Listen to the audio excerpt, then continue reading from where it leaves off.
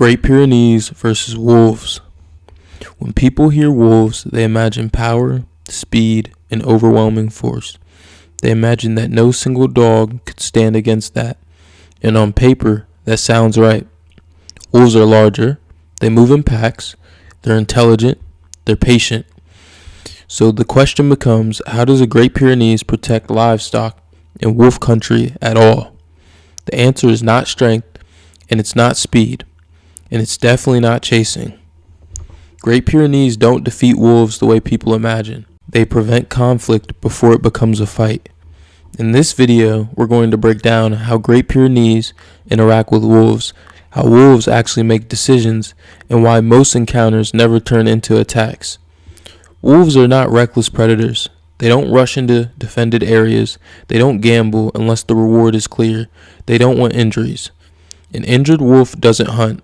A wolf that can't hunt doesn't survive. So every approach begins with assessment.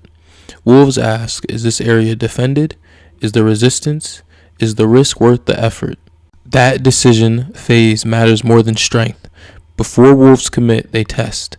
Testing looks like distance observation, circling wide, pausing at boundaries, waiting to see reactions. They're not attacking, they're gathering information.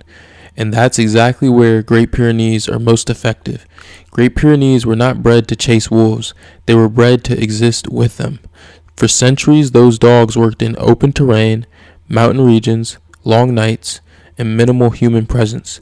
Their job wasn't to fight predators constantly. It was to make livestock a bad decision. Chasing wolves is dangerous. Chasing pulls the dog away from livestock, separates the guardian from its role, and reveals speed limits. It creates patterns wolves exploit. Wolves are faster. They're coordinated. They can draw a dog away while others move in. Great Pyrenees don't chase unless there is no alternative. They hold ground. Wolves don't want livestock alone. They want access without resistance. A Great Pyrenees standing firm sends a simple message. This space is occupied. Wolves respect territory when it's defended consistently. They avoid places that require effort. Great Pyrenees don't rely on intimidation displays. They rely on presence. A calm, unmoving guardian communicates confidence. Wolves read posture, not noise. A dog that stands its ground without panic creates uncertainty. Uncertainty slows decisions. Slowed decisions often end attempts.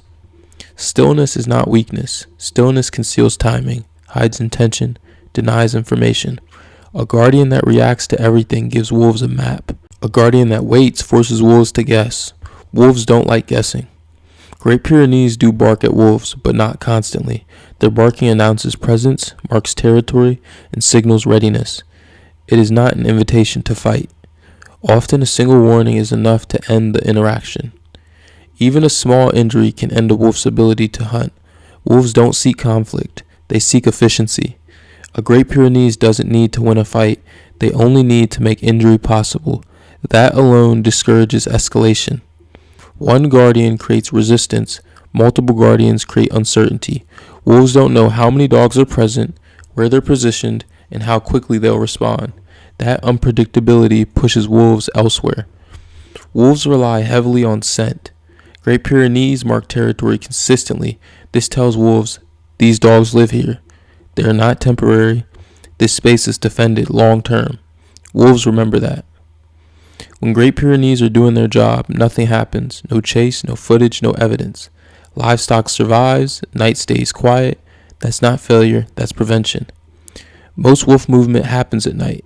Visibility drops. Sound travels differently. Distances are harder to judge. Great Pyrenees are built for this environment. They listen. They sense pressure. They notice changes in livestock behavior. They respond before humans ever know something is wrong. Calm livestock don't draw attention. A guardian dog keeps animals settled. Settled animals signal stability, safety, low opportunity. Wolves prefer chaos. Great Pyrenees remove chaos. Dominating livestock creates stress. Stressed animals move unpredictably. They make noise. They attract attention. Great Pyrenees protect by calming, not controlling.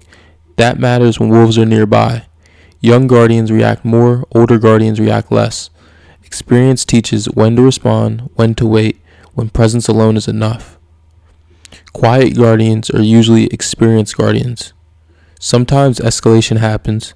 When it does, Great Pyrenees respond decisively. Wolves remember outcomes. If an area feels inconvenient, risky, or uncertain, they move on. Great Pyrenees don't need repeated wins. They need one strong message. People expect aggression, they expect noise, they expect a lot of action, but calm guardians are often the most effective. Stillness is not absence of work, it's control. Great Pyrenees don't defeat wolves, they prevent livestock from becoming a worthwhile target. That's the real win. This approach works because it respects predator psychology, it minimizes injury, it conserves energy, and it reduces overall conflict. Great Pyrenees don't challenge wolves head on. They make livestock not worth the risk, and that's why most encounters never become battles. If you never see wolves, it doesn't mean they aren't there. It means the guardian is doing its job. That's how Great Pyrenees win. If you learned something new in this video, make sure to like, comment, and subscribe.